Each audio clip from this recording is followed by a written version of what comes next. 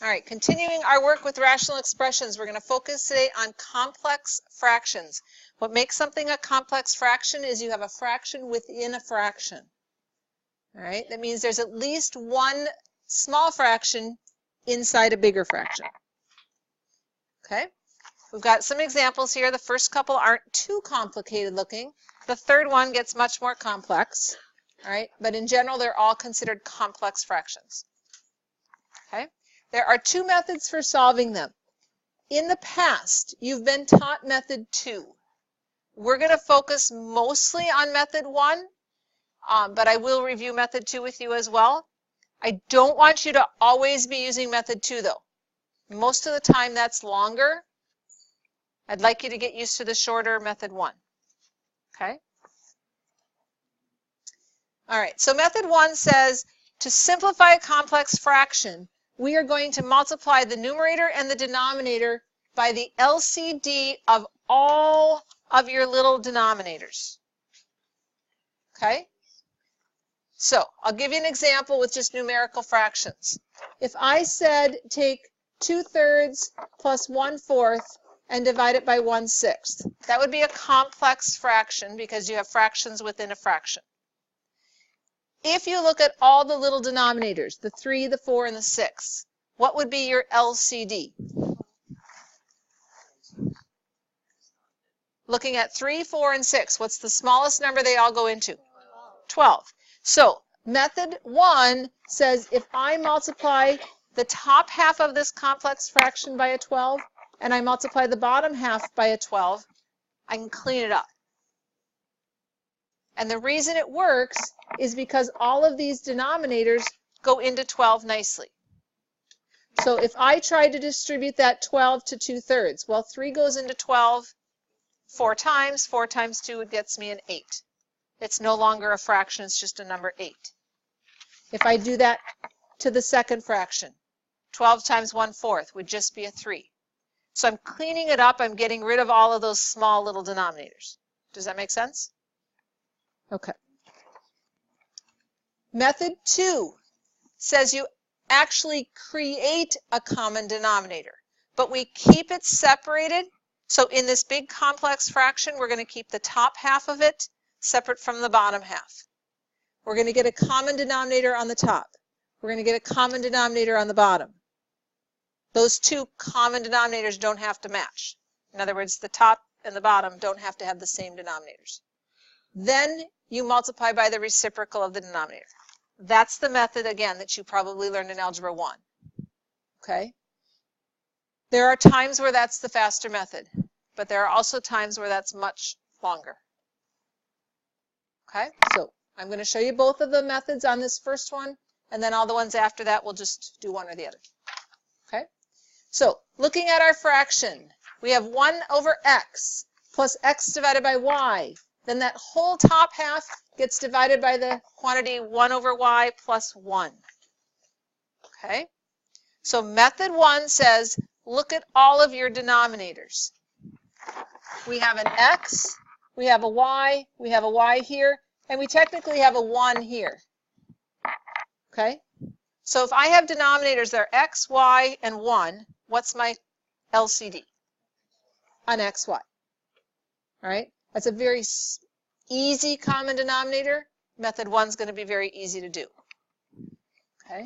So least common denominator would be an xy. So we're going to take our initial fraction, 1 divided by x plus x divided by y, all of that divided by 1 over y plus 1. I'm going to put a 1 under it just to make everything look like a fraction. Okay? And method 1 says multiply the whole top half of that and multiply the whole bottom half by the LCD. In this case, we said our LCD was xy. If I multiply the top by xy and I multiply the bottom by xy, I've really just multiplied by 1. xy divided by xy is 1. But I'm going to make it look different without changing the value. All right. If it helps you, you can put a little 1 under this so that you really can tell what parts are in the numerator and what parts are in the denominator. of each of your little fractions. We then have to distribute that. What happens if you take xy and multiply by 1 over x? The x's drop out, we just get a y. Yes? Okay, so this first part here becomes a y. When I distribute it to that one, what's going to drop out? The y's drop out now, and what do we have left? We get x squared, x times x. Okay? Now, doing the same for the denominator. xy times the quantity 1 divided by y. We just get an x, right? The y's drop out. So we have an x. Distributing to the second one, x times y times 1 is xy. That is technically done. We could factor the denominator. We could take an x out. So another way of looking at this would be that, if I factor an x out. The only reason I'm checking that is to see is there something common on the top that I might be able to reduce out. In this case, there isn't. So either of those two answers would be acceptable. However, if there was something common that you could factor out and you don't, you would lose points. All right, so it would be helpful to go ahead and try factoring it to check. Sometimes we ask you for those domain restrictions. I just want to go over on this first one. Domain restrictions. X can't be 0. Y can't be 0. Correct? For my initial one.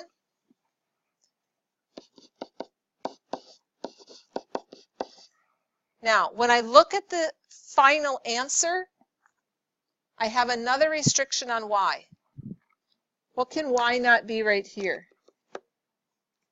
If it's a -1, it would make that quantity 1, or quantity 0. Okay? So y can also not be -1.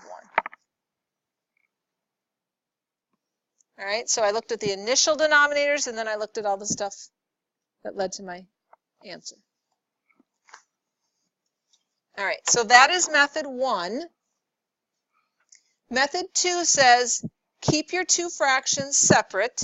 All right, what you have on the top and the bottom, treat them separately, make them have common denominators, and then multiply by the reciprocal. Okay, so our initial problem, we had 1 over x plus x over y, all divided by 1 over y plus 1. So just focusing on the top half of that. And for complex fractions, I did extend my middle line out quite a ways. I'd get in the habit of doing that so you can really focus on where that break is. Okay. What would I need to create for the top half if I were trying to get a common denominator? I'd need an xy. This first one is missing the y, so I'd need to multiply top and bottom of that fraction by y. The second one is missing an x, so I'm going to have to multiply the numerator and denominator of that one by x. Yes? Okay. I'm going to go ahead and clean that up a little bit, and then we'll take care of the bottom half. What do we end up with now that we've created our common denominator? What do we get for that top half? Y plus x squared over xy. Okay, that's the top half of my complex fraction. Now, doing the same thing with the bottom half. What is the first fraction missing? Anything? Well, let me go back a step. What would I need for a common denominator in the bottom half of that? A y. So the first fraction's fine. Second fraction needs to be multiplied by y over y. Okay. We end up with 1 plus y all over y.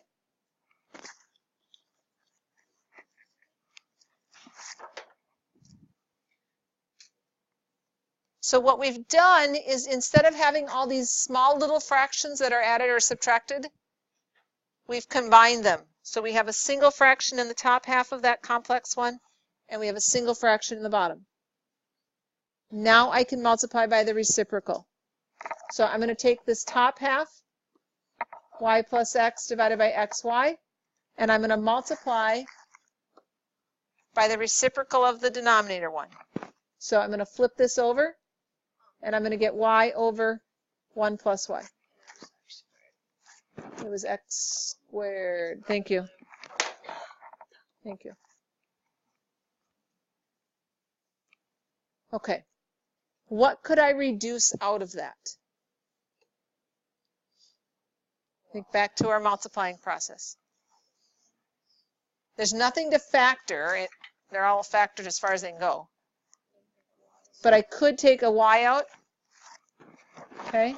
I could divide a y out of there and out of there. So final answer becomes y plus x squared all over an x times a 1 plus y. So we got to the same answer. We just had a few extra steps.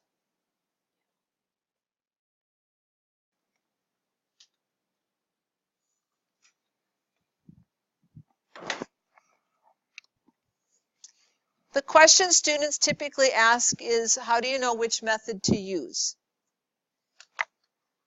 I look at it and say, how complicated does my LCD get? If my LCD is really complicated, method 2 might be easier because I can separate the top half from the bottom half, and each individual LCD for those two parts might be a little less complicated. In method 1, I have to take all the denominators and use that LCD for all of it. So if individually each of those denominators is kind of complicated, when you put it all together, it can get more so. Okay? For example, if I had fractions where every single denominator was something different,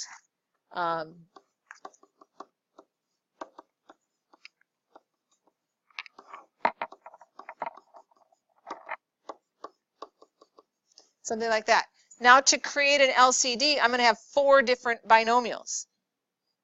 That's going to get really messy. Each individual fraction, I could cancel out one of them, but I'd still have 3 messy ones left that I have to multiply in. All right.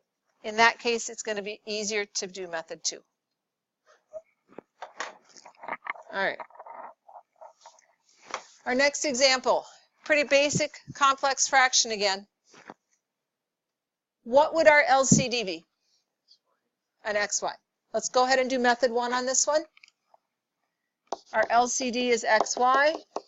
So we are going to take our fraction and multiply the top half by xy and multiply the bottom half by xy.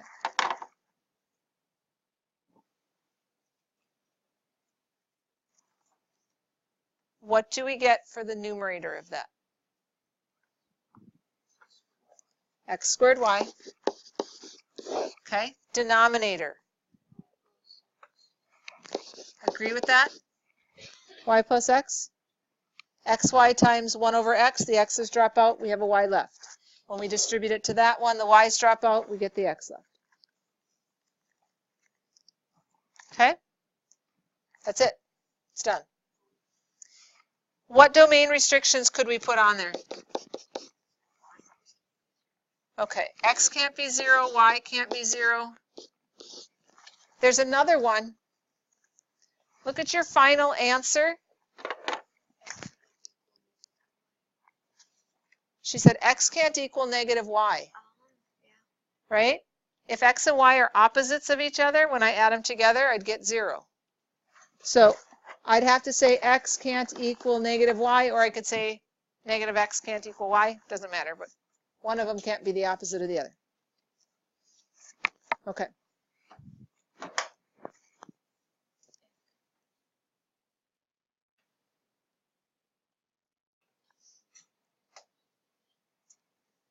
All right. How many different denominators do we have? 3. We have an x plus 1, we have an x minus 1. So again, 3 denominators that I'm trying to multiply in. Method 1 might be a little tricky on this one. Let's go ahead and do method 2. Either way, it's a fairly complicated example, but it'll be a little bit easier if we keep the top half and the bottom half as separate pieces first. All right, so we're going to cut it. All right, top half. To create a common denominator, I need an x and an x plus 1. The first fraction is missing the x plus 1.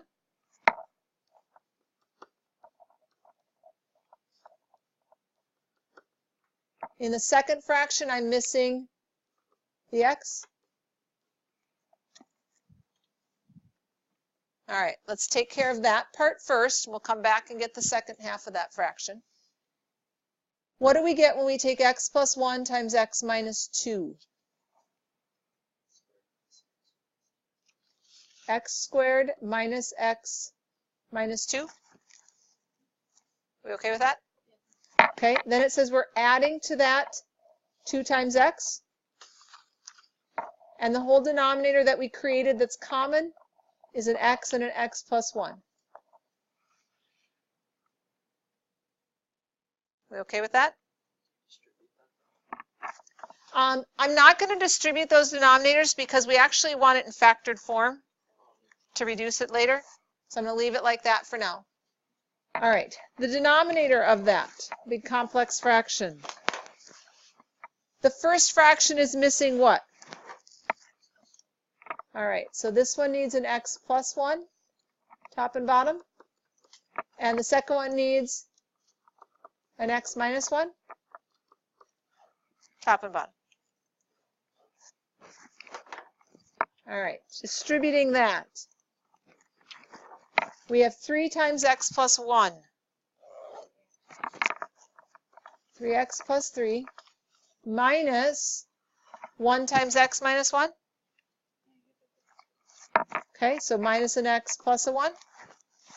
And that's all over an x plus 1 and an x minus 1.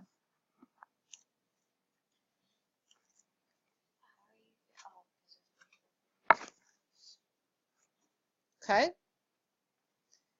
Next step. Let's clean up the numerators. X squared minus x minus 2 plus 2x gets us what?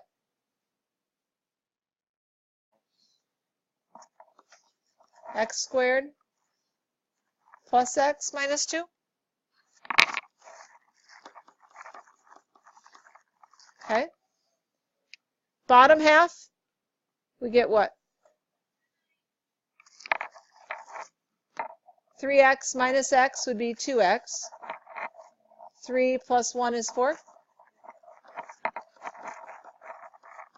Over my common denominator.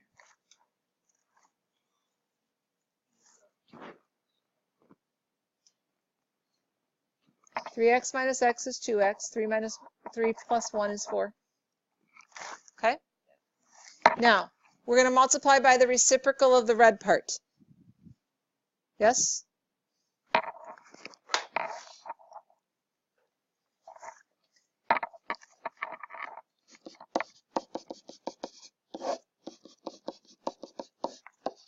All right, reciprocal of red.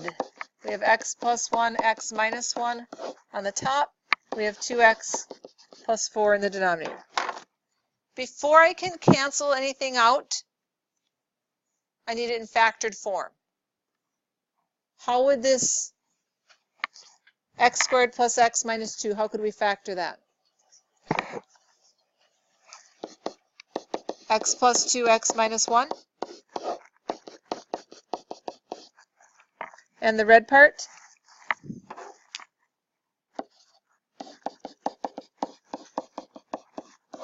We could take a 2 out. All right. Before I cross anything out, let's look at domain restrictions. From the original question, what can x not be? Can't be positive or negative 1 or 0. And from my final answer,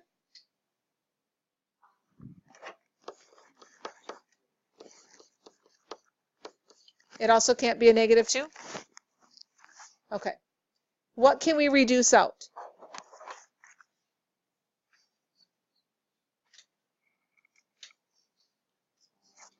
An x plus 2, an x plus 1.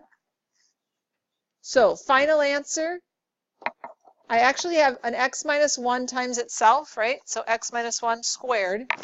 And then in the denominator, I have a 2 and an x.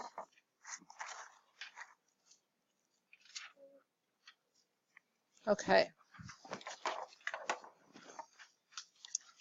Our last one is a word problem.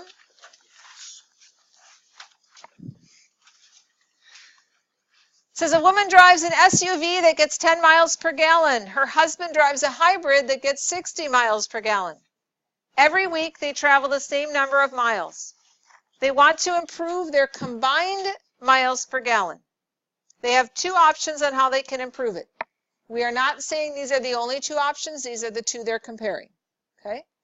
Option 1, they can tune the SUV and increase its mileage by 1 mile per gallon. So instead of getting 10 miles per gallon, it would get 11. And then they could keep the hybrid the way it is. All right, so they're trying to improve the SUV a little bit. Option 2, they keep the SUV the same, but they buy a new hybrid that will get 80 miles per gallon. Okay? The question is, which option is actually going to be the better option for them? So we are going to compare the two. In terms of combined miles per gallon, we mean we're combining total miles driven by the SUV and the hybrid and comparing it to total gallons used by the two vehicles. Okay? So we need SUV miles plus hybrid miles divided by SUV gallons plus hybrid gallons. Okay?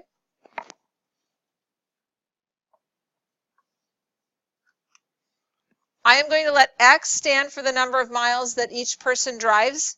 It does say that both the husband and wife drive the same number of miles each week. All right, so for both of them, SUV miles and hybrid miles will both be X's. Okay? To figure out the gallons, we are given information about miles, right? We're going to call that X. And we're given some information about how many miles per gallon each vehicle uses. If you take miles and divide by miles per gallon, we are really multiplying by the reciprocal gallons per mile, and that will get us gallons. Okay? So we have a way to calculate miles, we have a way to calculate gallons.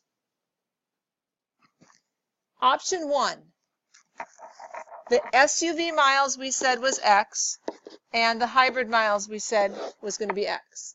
Both vehicles are used the same amount each week. For SUV gallons, we said we have to take miles and divide it by the miles per gallon we're getting. So we're going to take our miles, X, and divide it. Now, in option 1, what was the miles per gallon for the SUV? It used to be 10, but in option 1, they added, right? They tuned it up, so it's getting 11 now. Okay? For the hybrid gallons, we have miles divided by, and in option 1, we kept the hybrid the same, so it was getting 60. All right, we'll clean that up in a minute. Let's set up option 2. Same reasoning, we have X plus X for the numerator. Both vehicles, we are driving X miles each. But in option 2, what happened to the SUV? We kept it the way it was initially, which was 10. So we would have X divided by 10. But we bought a new hybrid that gets 80. So for hybrid gallons, it would be X divided by 80. Okay. We need to now clean up these complex fractions.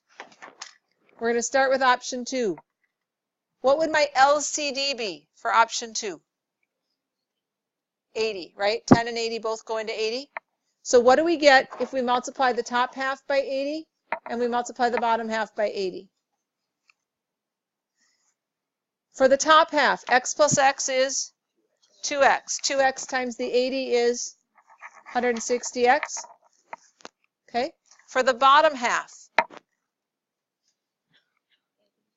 80 divided by 10 is 8. So we get 8 times X. 80 times X divided by 80 is 1X.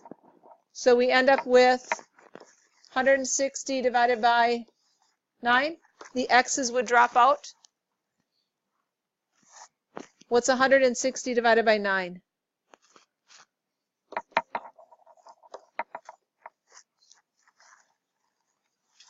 Calculators, let's go. 160 divided by 9. 17.8 miles per gallon. All right, let's clean up the first one. Our denominators are an 11 and a 60. They don't have any common factors, so the smallest thing I can use is 11 times 60, which would be 660. What's 660 times 2X?